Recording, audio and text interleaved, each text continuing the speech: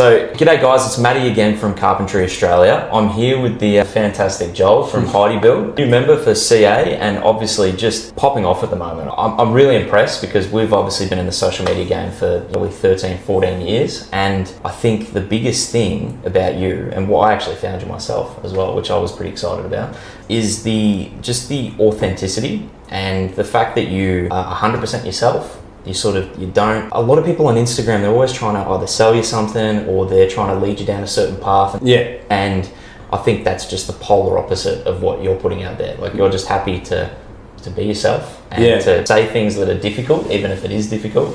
And that's why it's resonating. That's what I can see from the outside anyway. Yeah, cheers. I had to portray this certain image of myself as an architectural builder. And it was always about trying to look bigger than you are or more sophisticated than you really are. I had to tailor my speech on phone calls or in meetings. I used to really overanalyze how I would write an email. It's not how I would speak naturally, and it was tiring. And it obviously didn't work. I think if not for COVID and all the price escalations and the lack of trade availability and the big build that took all that away, which I won't get into too much because it'll really light the fuse on some guys out there. But basically, after realizing that I couldn't make that work, I just said, I need to simplify the business. So we cut it back. And then I was like, well, what am I actually good at? I'm actually not a talented builder. I think I'm a builder, but there's nothing outstanding about me as a builder in comparison to a bunch of other guys out there. What I think I am really good at is all the technical knowledge and the ability to problem solve on site and the breadth of skill. But from an admin perspective, I found the building business really difficult to run. So I just started being myself, man. I just said, you know what, I don't care about what people think about me, and I don't want to be an architectural builder or portray myself to be something that I'm not. I'm just going to be simple, and like I said, I honestly just needed work. I needed work where I thought I could make money because I couldn't make money in architectural building anymore. So I just simplified it, brought the business back, simplified my approach. And like I've said multiple times before, pick up the phone when it rings, make a commitment and deliver on the commitment. That was the secret to my success in having this really good service-based business now that I have. Yeah. And then I guess that's what led me to stop giving a f about what I said on social media. I was like, well, I don't need it. Like, no insurance company is going to Instagram to look for carpenters and builders. Do you know what I mean? Yeah. That's not how it works. You have to know people and you have to build up a reputation based on doing good work at the right price. That's the only way you kind of grow in that space. It's not about advertising and websites and shit. Most of the guys in insurance don't have websites. You know? Because it just sort of, I guess once you've got one good relationship, it sort of can become... It's all relationship based, yeah. So that's what enables me now to do whatever I want on social media because my business isn't tied to it. So yeah, I've had a few people criticize me and say, oh, you sound like call me a gronk. And he's like, you're showing you drinking and blah, blah, blah. It's not a very good way to represent your business. And I ended up blocking that guy. If I met someone and someone insulted me, I'd tell them to go for themselves. Yeah. You know what I mean? So why would I change my approach on there? So I just blocked him. But I sort of thought about it and I was like, do I look like a gronk? Like, you know, do I look like a pisshead? Or I'm like, I don't think I do. No. I think I'm just a normal guy, just showing you what a normal tradesman's life is. I don't think you're a gronk. Cheers, man. They're probably uncomfortable with the fact that you're just being yourself and sort of showcasing what it's like, you know, because I think even for someone like myself who's been behind the scenes for 7 or 8 years, like I never did a trade. I've known tradies that entire time, and I come from a family of concreters. And you said you were a wild guy. Yeah, well, that's right. Yeah, we're all in construction. You know? Always concrete. It's our bread and butter. But yeah, you're right. The inner workings of it, it's not necessarily always a professional, polished thing that it's not. It's a bit rough. It's a little bit. It's just not. It's not a polished. It's not like a university type. You're not in a corporate setting unless you're doing stuff with developers and you are sort of on that echelon of work. You're not really dealing with those kinds of people. But maybe you're just a different bloke if that's the way you are, and you are a more polished person and whatever. And maybe that's why those businesses get bigger and mine didn't. You know, because I was trying to be someone that I wasn't. Yeah. And I think the average tradesperson isn't like that. They're more probably like me. And if you're spending so much energy trying to be someone that you're not, you can't put that energy into just doing good work. Do you know what I mean? Yeah, of course. Do you put the same, because I know how important your team is, and I know you've built up, you've got about 10 blokes now? Or? 9 at the moment, yeah. We were at 10, but work was dropping off a little bit and one guy wasn't really working out. So we've gone down to 9 at the moment, but I've got one of my guys coming back from back in the day, like who worked with me for a while in architectural. Yeah. He left because didn't like insurance, which is fair enough because it's glamorous. And he went to another builder who I think he's done well with, but yeah, he wants to come back and he's moving down to Gippsland. Okay. So I said, yep, because I always told him when he left, I said, you pick up the phone and call me, I'll have work for you tomorrow. Like it is, I will make sure that I've got work for you. KJ is like, he was the most trustworthy guy, good bloke, solid carpenter, super reliable. And guys like that, I think they're rare. So if they're good, you've got to look after them. Yeah, I've seen on some of the stories, and you're telling the boys to knock off and go put lunch on the work card. You're always trying to instill in them that, you know, it's not all about the work, it's about them looking after themselves as well. Like, where did that come from? Were you looked after coming through the trade, or is it something that you think is really important for your team nowadays to really reward sort of what they're doing and keep them happy? Yeah, I think there's a few factors to that. Like, first of all, the industry has shifted, right? It's not what it used to be. I wasn't treated badly as an apprentice. Like, I was treated like every other apprentice. In fact, there's probably a lot of parts of what I did that was good. We used to always get we'd go to the takeaway shop on a Friday. We wouldn't go to the pub, but we'd just get takeaway on Fridays. That was like a thing that my boss wanted to do. Yes. And every now and then you'd get to the pub, which was cool. I always loved that as an apprentice. Anything you're doing that's not work, obviously as an apprentice, you love it. But no, I think probably the biggest driving factor for me is I had the window business with my brothers that we'd started, and when you run a business with other people, especially with your older brothers, you kind of have to run the business either their way or your way or somewhere in between. And the somewhere in between, you end up halfway to nowhere a lot of the time. And it sort of doesn't work. We used to always be careful about what we told our staff, and you sort of got to hide this to hide that because then they're going to want a pay rise or something like that. And it just never really sat with me that well. I'm like, I don't want to have to pretend. I've said this before, I'm like, I've got a bad memory, so I hate lying because I'll get caught. You know what I mean? So I'd rather just be honest, and then I'm not going to get caught out. So with my guys, I'm just honest with them, man. I'm just like, hey, we had a freight month, or hey, that month was, at least that way, when I tell them we had a shit month. Yeah. Do you know what I mean? Expectant as well. Yeah, and by informing them, it's like, what employee or subcontractor or team member or whatever you want to call them, what person in an organisation doesn't want their company to make money anyway? Don't you want the business that you work for to be successful? Otherwise, you won't have a job in a year's time anyway. So that to me, it started off as just being honest, only just for simplicity's sake. Yeah. But what I realised what it did is it brought them into it. It meant that they took a lot more ownership in our results and our deliverables. Yeah. And a couple of my guys are on profit share as incentive as well, because they've been with me for a really long time. They stuck with me through all the... Yeah. And that's my way of wanting to reward them and sort of also holding on to them. There's certain guys at certain levels, like, man, if you don't do that, they're going to leave. Yeah. They're going to end up being your competition. And you will force that by hard-assing them. You know what I mean? I always love to see bosses who are generous and honest. And I think it's growing up in a bit of a WOG family. Like my old man was just always... was always handing out 50s to the young kids, and I grew up in a very, very giving kind of family, and I love seeing that within the trade as well. If people are able to give back to their apprentices, because young guys really work hard nowadays, especially if they are, and if they're getting hammered for it at the same time, it's hard to sort of stay motivated and stay passionate about the trade. And I think that's something that we wanted to talk about, was with the new young people that are coming through. Like, there's a shift in the whole culture of the trade, and it's not all about you do this at this time, and if you don't do this, you're going to get a spray.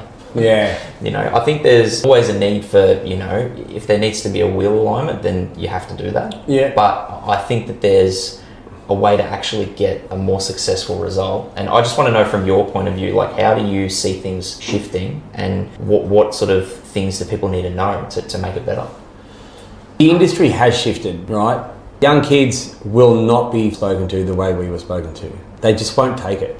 They're like, you can't talk to me like that. When we were younger, it was like you had to respect your elders and do what you're told. And I would go into a job interview and I would have never have asked about pay.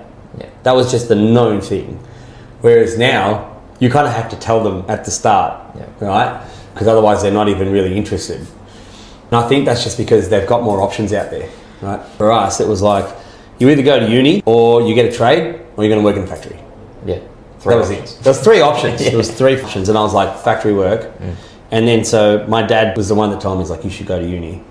I tried uni, I sucked at that. Well, it was actually a TAFE bridging course for uni. And what'd you study? I failed everything. Building design, because that was kind of my soft way of getting into building. And I studied, went to RMIT and did building design. And I failed every subject aside from working drawings and material studies. Yeah, right. So the 2 practical things I did really well at, and everything else I just failed. In fact, my design teacher was like, you can't draw. And I'm like, I know that. He's like, what are you doing in this class? I was like, I actually kind of picked the wrong course. I didn't realize it was design. I thought it was just construction management type thing. But that's what a fairhead I was when I was 17. So you figured it out. Eventually, I just quit and started my apprenticeship. But yeah, I think coming back to it, you either had those 3 options. Now there's just so many options, man. Like you can sit down in your lounge room and make more than an apprentice can make in any given day. So I think that's a big part of it. There's just too much more options. Also, like when I was a young kid, we were outside working on our push bikes, trying to build dirt bike jumps, around in our dad's sheds, trying to build stuff. We were building buildy carts and stuff. Yeah. So we were cutting wood and nailing it together. So I already had that practical application. And then my brothers, we didn't come from any money, right? So my brothers were all older than me. They all had cars. So they kept breaking down. Yeah.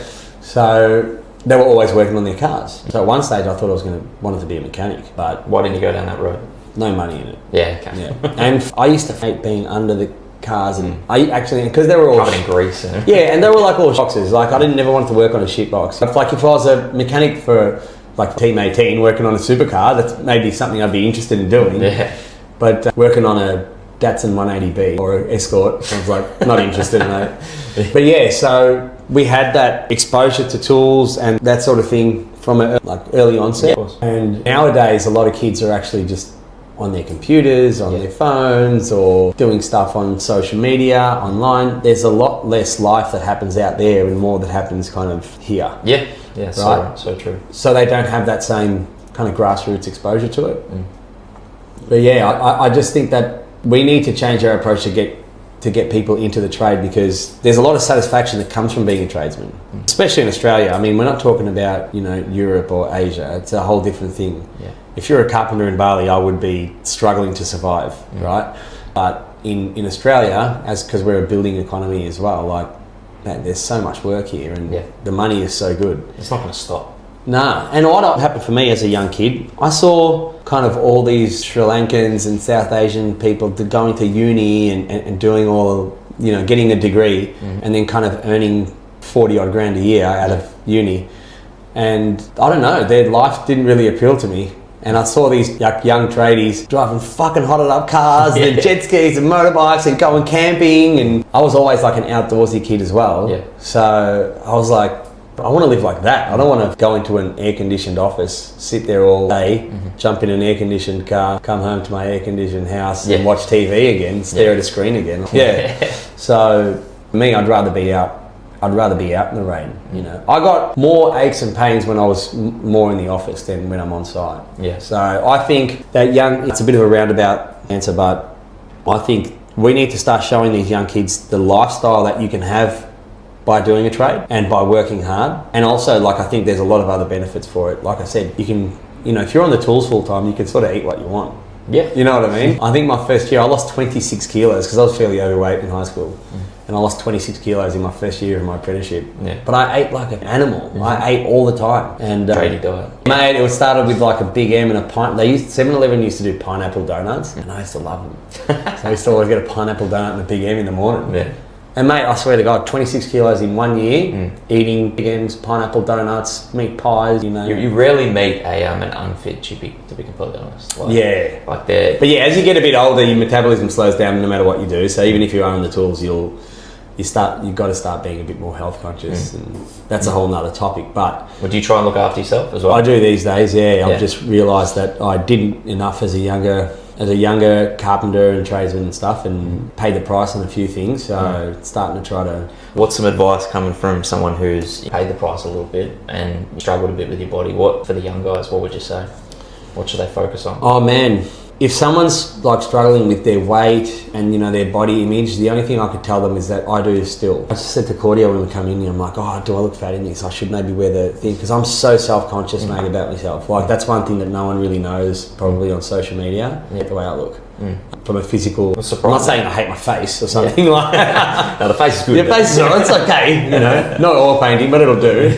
But the way my body image and stuff is something I really struggle with, and I always have, mate. Even when I was 75 kilos, I still, maybe it's probably just something that you need to understand. Like even the guys that are really fit, or they still struggle with their own body image, and I think ultimately you just got to kind of accept who you are and do things for yourself rather than for what other people think. I think that's where the fuck up is. If you try to do it for the approval of someone else, it's never going to work. You always have to do it just for yourself. So now my diet and stuff, it's more about how I feel rather than how I look or what someone says to me. It's more about how I think about myself. So if I eat a bit of junk food, I'll just kind of feel shit after it or the next day. If I don't go to the gym and work out, I'll feel less energized and won't feel like my clothes fit me as good. Won't be as sharp. So now I eat better so that I don't get sore guts and have weird sleeps or shit sleeps or have low energy. I go to the gym so I feel strong, feel healthier. Well, I think for yourself as well, obviously running a big team and having the social media stuff that you're doing as well, and then with a family too. You can't. I don't know. Like I've only got a little one. He's 1 year old. Oh yeah. So that's cool. And I love it. I love it. And obviously, I think I was up at 2:00 last night. How old are you? Me, 32. 32. It's a good age. Yeah, it's about the same as me when I started. So I definitely want more as well. But like you just don't have time to be tired or to feel like shit. You've got to really push through and try and, if he's pulling at my leg and he wants to play, like I can't. You've got to really try and push through for them. And I think because have you got 3? I've got 3 kids. We've got a good daughter and 2 boys. That's right. That's right. And you'd know what it's like to be completely cactus, and then you've still got to show up for them and for the business too. But you don't. If you're a piss wreck, the next morning, like, if we'd had a party or something, the next day I like want to sit on the couch or don't want to do much or be in a slightly worse mood, so you're not spending with the kids. I mean, if anyone's ever had to go to a footy game in the morning and it's cold and you're hungover and shit, like going in there all seedy, like your kids know, do you know what I mean? Whereas when you're kind of G'd up and you're feeling good, and you go there and you show up for your kids, it makes a difference, man. Oh, definitely. You're more active. You're like, oh, come on, mate, let's kick the footy before training starts. Versus rolling up kind of 5 minutes late almost. There's a difference between like being there and being present. 100%. Is a big part of it. Well, talking about what you were wearing before, DeWalt, I think you've gone pretty bonkers with you've been helping out some of the other guys in the trade, and I want to talk about the bromance with Hoppo. I think you boys are in a pod. Which it's kind of funny. But he does really, really well. I think Hoppo has sort of set the tone for tradies online, and he does a great job with his content and sort of the work that he does and his messaging as well. And did you boys just hit it off? Mate, so Hoppo and Sammy Aitken as well. We're kind of like this trio now. I've always known a lot about business, right? Like a lot of shit came naturally to me. But when I started doing the online stuff, I'm like, I got no idea. I just started saying what I wanted to say, and it kind of started taking off. But I didn't really know how to navigate, even with brand deals, and I had no idea. Like people would start messaging you to promote shit for them, and you're kind of like, I don't want to just be a billboard here, So Hoppo had started following me at one stage, and I was like, oh my god, this guy's kind of famous and he's following me, I was like, yes, I've made it. I've made it, And then not long after that, I think Sammy was following me as well. We'd messaged each other a couple of times and then asked for some advice, and then there was he does the Toasty Tuesday. That's right, And I said to him, and because he does this voting thing, or this thing where he says, tell me what I should do next, it really gets you engaged, right? And you'd see people are saying me goreng toasty. I'm like, fuck, that sounds pretty gross. He'll eat anything. But it's quite entertaining and engaging. And so I just said to him, I was like, mate, you've got to do a beef curry. And then we chatted, and I said, I'll make it for you. So we caught up and did it. And when we caught up, it was just like bang! We just laughed. In fact, we made all that content, and then we talked for like 2 hours after it. We should have filmed all that. took your own little show. Yeah, but we hit it off, man, and then he introduced me to Sammy. Sammy introduced me to ASICS, which was like, he just did that off his own bat. Yeah. Like, not really knowing me, he was just like, mate, this is the people who they use. And I was like, how do I'm like, I want these boots. I'm kind of keen to see if I can do a deal with them. Yeah. And he's like, mate, yeah, just contact this person. I was like, oh, thanks. Yeah. It sort of felt weird asking, and I don't know if it would feel weird. It's like, oh, you're going to take my client sort of thing. But it doesn't really work like that in not in social media. No, it's more of a collaborative thing. Yeah. And I think the more you help each other, the better you all do. Yeah. Well. It's just different from trade, I guess. Sometimes. Yeah, man. And those boys were so staunch, Makita, and I always respected them, but I never really was into the Makita tools. I haven't been for like a long time. I'd liked the 7 1/4 power saw when I was an apprentice, and I had a Makita tool belt for a long time. But other than that, I never really bought Makita stuff. I was Milwaukee for ages, and yeah, DeWalt. I still know a good old mate of mine is relatively high up there at DeWalt, and he's like, mate, just come and check out tools. I'm like, man, I'm all Milwaukee. He goes, just come and see it. He goes, I'm not asking anything of you, just come and look. I was like, all right. So went there. They have this massive facility with all the tools all spread out, where they do all research and filming and testing and stuff. Yeah, that's right. And I tried this screw gun or impact driver, and I was like, fuck, pretty impressive. And then I was like, yeah, but this is softwood, kind of challenging him a bit. I said, show me a bit of hardwood. He grabs out this bit of red gum, drove a massive batten screw, and it just ate. And I was like, all right, that's pretty sick. And they just go, here you go, take that. And I was like, what do you mean? They're like, oh, it's yours. You can just take it and use it. Just tell us what you think. They're like, we don't want you to, because I think at the time I only had like 2,000 followers anyway. So like, we just want to know what you think. And that's probably the big thing, is that it's not about being an influencer and like promoting the products, even though I do when there's a sale on, I'm like, yeah, of course. Yeah. Happy to promote it. More, they just wanted actual feedback. They're like, no, tell me what's good about it, or tell me what's wrong about it, more importantly. Yeah. So they would come to site and they'd be like, hey man, we've got this new nail gun. Can you test it? I'm like, yeah, all right. They're like, can we film while you test? I'm like, yeah. So that's how it kind of started. We actually did a lot of that stuff with them. And I'd be like, nah, this thing's shit, or this is really great. I'd tell them what I liked and what I didn't like. And then they'd actually go back and give the feedback to the global fucking bosses, and they're like, oh, well, that thing needs to change. And that's what they really valued, is that actual on-site feedback from guys that actually use tools. Yeah. So it sort of took off, and with DeWalt. Meanwhile, I was chatting to Sammy and Hoppo, and we just got along, so that relationship kept building. And then they were like, man, what's the go with DeWalt? Like, you just have so many DeWalt tools, and then everyone that sees my reels, you just see like slowly there's more yellow and black in the background of shit. So your house is going to be it's like, mate, it's not far off it now. And I said, man, honestly, I'm like, they're awesome to work with. They feel like a small family business, and they're a global conglomerate. Like, they're a huge business. Yeah. And I'm like, but man, they're so friendly and so easy to work with. When they were curious, I was just told them what it was, and then kept getting more stuff. And I actually said to DeWalt, I said, you guys should check these guys out. And a few of my mates were like, why would you tell them that? Like, you're going to give them better influencers than yourself. And I was like, well, it's kind of my job, right? Like, if I'm a DeWalt influencer, isn't my job to kind of influence? So like, why wouldn't I influence guys that actually have a better following? Yeah. Or more following? That's actually better for that brand. And, you know, I think that comes back to that honest approach of just being yourself. And being authentic. I like these guys. I want to see them do well as well. And so we started chatting, and I said, hey, would you guys kind of be interested? And Hoppo was like, nah, man. Like, I'm Makita. Well, he's like, the Makita is in his blood. Yeah, but I guess I kind of told him, I'm like, man, I think you should really have a think about this, you know, and all tradesmen, we all talk, and you listen to what someone else tells you, and you'll sort of take it on board. And I told DeWalt, I said, look, maybe if we just give these guys a couple of tools as well, and they can see what they think. Yeah. And they did, they got them, and they were like, fuck, these things are pretty good. This screw gun's sick, this 54 volt saw is really good. Yeah. That kind of all took shape from there. Yeah. Yeah. And you got to go to the F1 with them as well. I think from the outside, it's pretty unreal that to speak to Piastri and like that. Like, how did all that come about? Oh, it blew my mind, man. I think how it came about is we went to the Team 18 livery launch, so it's like all their new sticker kits for their 2 cars. Yep. And they do a big unveiling.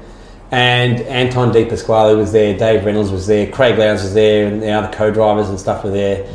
And they make a big event out of it, so there's the tradie beers and all that sort of shit. And I went the last year and I loved it, and so they invited us back. I'd already done a hot lap with Anton, and on that time I had a bit of a chat with him. Yeah. We We just happened to film me chatting to him, and it sort of went all right, you know. And then managers at DeWalt was like, "Hey, can you do an interview with Anton?" I was like, "Yeah," and I actually just got someone to film me, and we stood in front of the car, and there was nothing planned, but I just rattled off all these questions. Yeah. For me, it was kind of about the Team 18 culture, the pressure of driving, getting my head around the fact that when I sat in the car next to him on that hot lap, I'm like, you can't see shit. Like, they've got such a small window because they've got shit all around them, man. Their steering wheel is like here, shifter's there, they've got a cage here, a net there, and it's just like bang. Yeah, and it's amazing what they do. Really. And the way that they drive those cars, like they drive the fucking wheels off those things. Yeah, as a massive petrol head, I still shit myself, like, because you're doing 260 k's an hour. Oh, it's terrifying. And then they just jump on the brakes, bang down the gears, and go like go around on the left hander. So yeah, it's sort of something that I'm curious about. Yeah. So I asked him a bunch of questions, and the interview went really well, you know. And I think that obviously impressed some of the right people at DeWalt. And I don't know if I should say who. I think it was going to be Tony Jones. I think was put forward to interview him. Chompers, is that what they call him? Yeah, I'm not sure. And DeWalt were like, no, we want Joel to interview Piastri.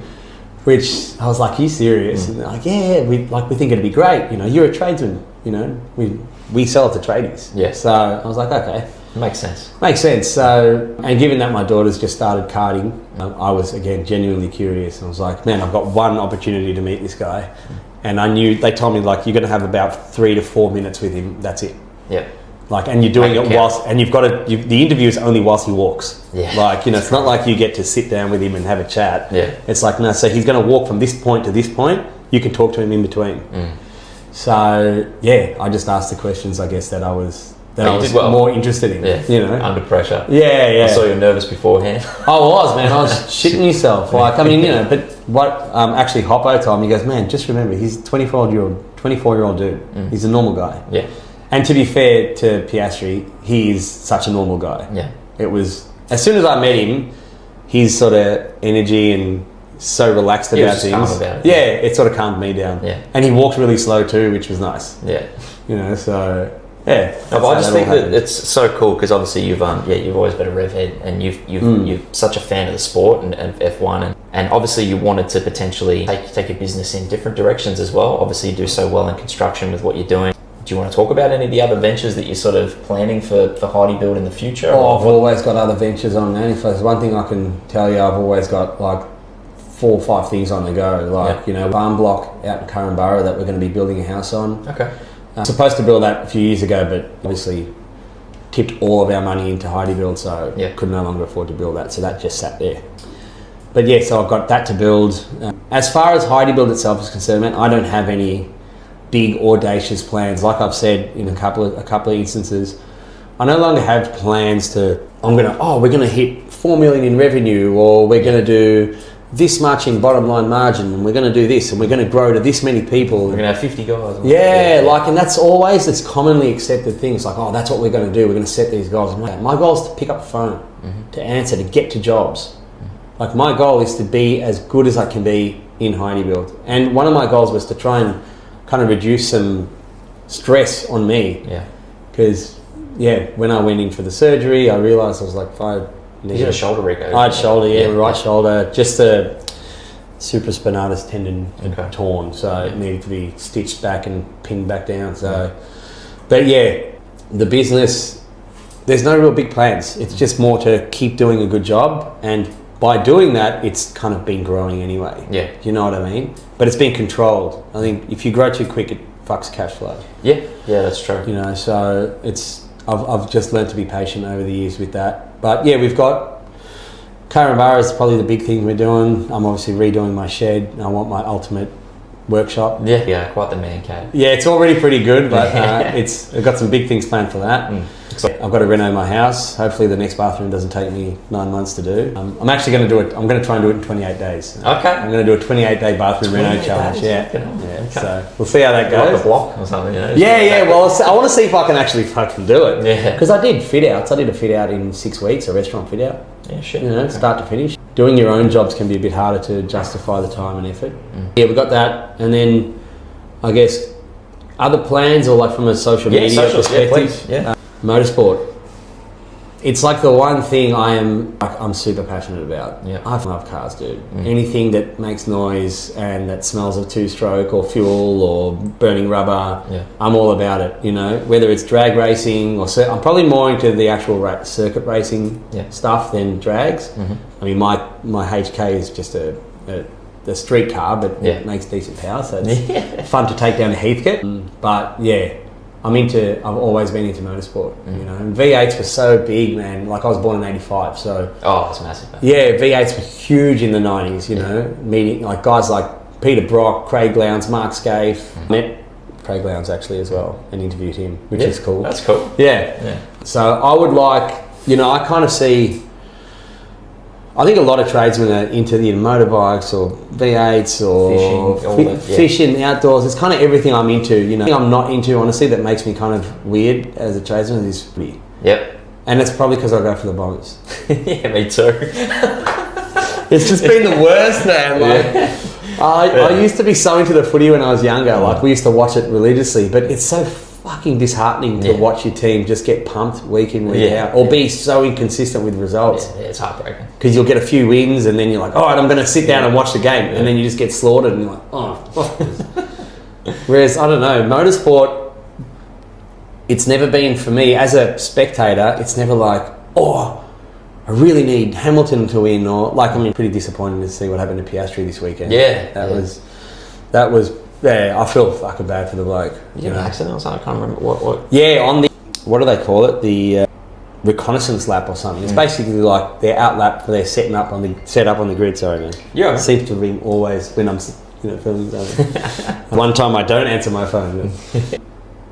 Yeah, he on the recon lap and he's just clipped the outside ripple strip and it spun him around. But I think all these new engines, like the 50% hybrid thing, is fucking up a few cars and a few guys. And it's been a whole overhaul, right? So it's a whole new car. Yeah. So there's a lot of stuff that's new for them. Yeah. So I think it was just unlucky. I mean, similar thing happened to Verstappen. Yeah. Like just really unlucky. I think he's hit the brakes and the car has gone whoop, spun out on him. And Piastri, I think I was reading an article that said he had about 100 more kilowatts than he was expecting to have when he's gotten back on the throttle. Right. And that makes a difference.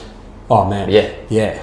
Huge. Yeah. It would be wildly different, you know. So that was pretty shit. But outside of that, I think you can still enjoy a race no matter who's winning or who's winning. You know, it's about the technical side. I know F1's all about who's built the best car and who can drive it the best, and it's very different from. And you got 25 of the best drivers. 22 now. 22 of the best drivers in the world. Yeah, like that's it. I know it's like super competitive, right? Yeah. Whereas footy, it's fucking hard to watch if your team's not doing well. Yeah. All right. Well, to finish us off, I'd love to hear just a couple more things about how what you love about what the trade has done for you, and sort of why it was important for you to come on and have a chat to us. That's okay. Why it was important for you to come on and have it? It's been quiet the whole time, so I'm impressed. Yeah. To come on and have a chat to us and sort of what it means to be a part of Carpentry Australia, because I know you like to support the trade and really use your voice for good. So. Yeah, what does it mean to you? I just saw a lot of negative shit on the media about builders, and all I saw was builders going broke, and this builder's ripping off this person, and this builder's ripping off all these trades. Like, all I keep seeing is just everything shit-caning builders. Yeah. And that's what kind of got me going. I was like, it's not that easy to run a building company. At any point, they've got lumpy cash flow, a high risk. There's massive warranties you have to offer. So I sort of wanted to, I got pissed off and I started trying to show the difficulties of it. Some good rants on there. Yeah, some good rants. But I guess I wanted to try and, it's like, this is not what people think it is. Tradesmen aren't always out to rip people off. In fact, it's usually the opposite. You'll see a few news articles about, oh, this tradie ripped off this poor old couple, and it's always like some plumber that's charged some poor people $8,000 for a tap fitting. And it's like, man, that's not the case. That's not an accurate representation of the industry. Most of the time we rip ourselves off because we quote something or we like our client and we're like, yeah, you need that extra thing. Yeah, I'll just do it. Yeah. Because you come on the paperwork for the extra $100 or $200, you know?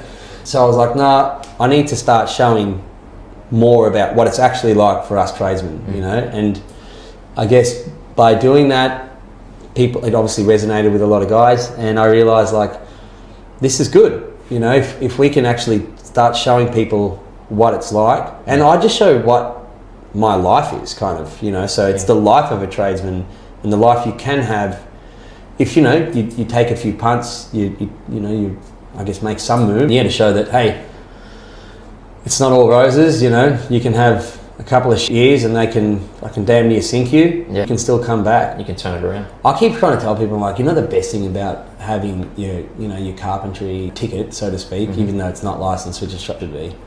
Being a carpenter, all else fails, you could pick up the phone, you could be working the next day, probably earn $500-600. You know what I mean? Yeah. Easy. Right? What other jobs can you do that? That's what I mean. Like, you've always got that to fall back on. And I reckon that's really, really important. Like, for me, that has always given me a peace of mind to take risk. Yeah. Because I'm like, well, all else fails, I know I'm going to be able to earn money. Do you know what I mean? Yeah. It's not like I have a shop and I need customers to come in or something. It's you just pick up the phone, call a mate, and be like, hey man, I've just lost my entire business. Do you need to chop out? Yeah. And that's pretty much what happened for me to get into insurance. I called one of my best mates. I was like, hey man, I've got no work coming up. I'm sinking. Yeah, I need to change. Can you get me in the door? And he did. And I got a job took a little longer to get onboarded, but it was probably within 2 weeks. Yeah. I started my first insurance job. Do you think that's important to be able to ask for help? Ask your mates and sort of not just let things fall apart? Yeah, that's a big one. I think I used to be super proud, all about that facade and being a certain way and showing strength and all that shit. Whereas now I'm like, nah man, hey, you need to put your hand up, so you need help. And if you can do that, people are always willing to help you. It's the guys that act like they don't need it. It's like, well, if you don't need it, like, it's fine. You're fine. Yeah. Right? But if you say, mate, I'm on my knees here, I need help, people are always willing to put their hand out, especially the trade community. Like, I think that's probably another thing. You don't really see other tradesmen or other carpenters or other builders as competition. I've never been like that with any other builders or any other carpenters. It's always been like, people will call me and ask me for help, and vice versa. I've got a few guys that I can call and just get advice off. Yeah. You know? I think one of the main reasons that Carpentry Australia started back in 2012, 2013, when we sort of just had our first onboarding of members, was that Jake, our CEO, knew that at their core, 99% of carpenters are good people. You know, they're good blokes. They're really just trying to have a crack, and they're trying to make money for their family, for themselves, whatever it might be. But they're inherently good. Not like plumbers. Plumbers inherently rip off merchants now. But you know what I mean. Like, it's that's sort of, you're right. You know, chippies themselves, they tend to look after their own, and they look after people around them, and that's something I've seen since I've been here. I've met so many great carpenters and builders, and I've had very, very few bad experiences with people. So it's good to see that you're flying the flag as well and sort of doing your own thing. And I think that we're really happy to be able to support you and what you're doing on socials and with your team, and like, it's only going to get better. I think that's why I joined. Is I actually started to realise, because I've obviously known about you guys way before I was on social media, but I was kind of always in it for myself, and then starting to do what I did, I was starting to build a community of other carpenters, and I was like, you know what, I actually should join up. It sort of made sense to me after a little while. I was like, no, I want to be a part of this organisation, because I genuinely want people to come through the trade.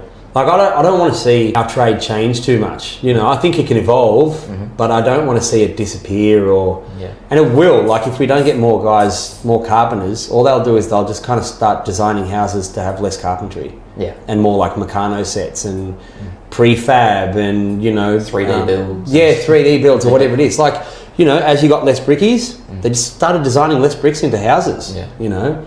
And I mean, bricks is very different to carpentry. We're the main trade in Australia. So I think it would be a real shame if that didn't stay that way, you know. So, yeah, I would like to see us increase, you know, the number of carpenters. You know what I want to ask you? Yeah, please. Have you noticed, like, it seems like there's shitloads of Sparkies? What do you think is the reason for that? Or Well, I think that, at least in my generation, because I've got a bunch of mates that are Sparkies as well, and I've got less that are Chippies. But I think it was just ingrained to us that they make a lot of money and that they can charge $150 an hour for these little jobs, and they can do 4 jobs in a day, and then they've made their $1,200 and they can knock off. Yeah. You know, and whereas you're a chippy and you're not necessarily getting that, but the time that you've spent on site is completely different. Like you might be somewhere for 6 weeks, whereas the Sparky might only be there for a few days. Yeah. But like, I don't know exactly where it's coming from. I think we've really been trying to, across New South Wales, Queensland, and especially here in Victoria, push as many people into, you know, the carpentry trade as possible and show them how fruitful it can be and how much enjoyment you can get from jobs finishing. Yeah, I think maybe, do you think it's got to do with like the digital stuff? You know, people are more on computers. So, and it's like, I think it's seen as a cleaner trade. Yep. You know what I mean? Cleaner trade is a big one because you think about sort of young kids nowadays, they're playing, you know, on PCs, on, you know, computer games, all that sort of stuff is more important, and playing on their phones. They're not really keen on framing up a house in the rain or, you know, doing things outdoor that get them all grubby. It's just, you know, unless you're really into your sports, there's not a lot of people in high school that are, you know, getting grimy and dirty all the time. They're just not. It's just not sort of the way of the world these days. But I don't like, the problem is like doing the carpentry, right? And like you said, framing up in the rain. Right? If you're going framing in the rain, like, you probably shouldn't be working in the rain these days, but we all used to. Dangerous. But if you're going and doing that, you kind of like, if you work out all in the weather, you have a stronger immune system. Yeah. Like I never get sick, right? That goes for pretty much every carpenter. Like you barely get crook unless you've actually got something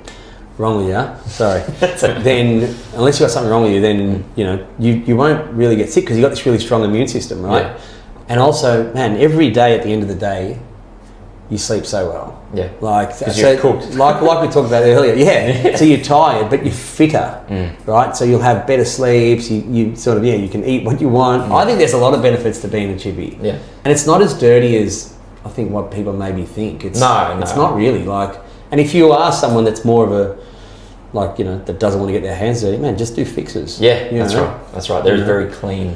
Yeah. There's a lot of, and you could, you know, carpenters are great shop fitters. Yeah. Right? Well, so there's commercial work, there's shop fitting, there's such a huge range of work that you can do as a chippy. And then you can train yourself. If you've got that, if you're a decent carpenter, you can do what I did, which is train yourself in joinery. I'm all self-taught with everything joinery. Yeah. We started that window business, we had to learn about machinery and, you know, static machines and how to make mortise and tenon joins and all this sort of stuff. But you've got the base knowledge to do that. And then, mate, everyone in Australia wants to buy a house. If you're a carpenter, you can reno your whole house. Yeah. Most carpenters I know can tile a little bit, they can plaster a little bit. I will not do either of those things anymore. But you get a massive range of skills that can really benefit your whole life. Yeah. You know what I mean? You can't just do it for yourself, you can do it for your family, you can do it for, you know, loved ones and mates. Love jobs. Yeah. Good old love jobs. I don't know if I'm advocate to do love jobs. I've done my fair share. Yeah. Well, at least you've put the hard yards in. Yeah, that's it. Yeah. Any other parting words? Anything else you want to get out there? Nah, not really. Like I said, I'm honest. I did actually, there was one other thing I wanted to ask you. You said that you were telling Hoppo that there was 2 things in life. There's 2 things in life, and I really want to know what the first one was and what the second one was. What was the first thing I said? I said, I'll never talk, right? Like I'll always be honest. And I really feel to this day can't remember. I've actually had so many people message me and be like, what was the second thing? I'm like, I know. I had this. It was in my brain, Yeah. and as it's come out my mouth, it's just gone. It's just fucking disappeared. gone. Yeah. You could see it in the moment as well. Yeah. That's genuinely what happened, and it's just kind of gone forever now. So. I love it. No, thanks for coming in, man. and No talking to worries. us. Thanks for having me. That's Appreciate okay. it. No, I really Cheers. do, mate. Thanks, Well, Matty. yeah, we'll catch up soon. Yeah, sounds good. Perfect.